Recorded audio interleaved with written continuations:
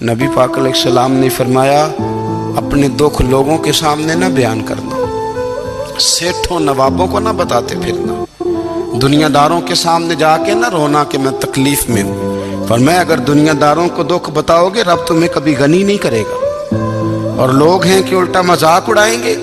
آپ کی جس سے بڑی پکی یاری ہے نا، پکی، وہ تب تک پکی ہے جب تک آپ نے 50,000 مانگا نہیں، اور جس وقت آپ نے کہہ دیا کہ میں مجبور ہوں میری مدد کر، تو پھر ختم ہو گئی دوستی۔ لوگوں کی تعلقات آپ کے ساتھ تب تک ہیں جب تک آپ ان سے کوئی ضرورت وابستہ نہیں کرتے۔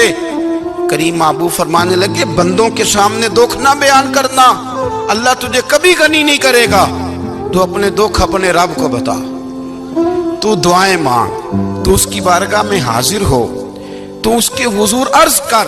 فرمایا اپنے دکھ اپنے رب کو بتا، وہ جلدی کرے یا دیر سے کرے تجھے ساری دنیا سے بے نیاز کر دے گا، تجھے کسی کا محتاج نہیں رہنے دے گا۔ رسول کائنات نے فرمایا، رب کریم فرماتا ہے جب میرا بندہ ہاتھ اٹھاتا ہے نا تو مجھے حیا آتی ہے کہ میں خالی کیسے لوٹا دوں اس کے۔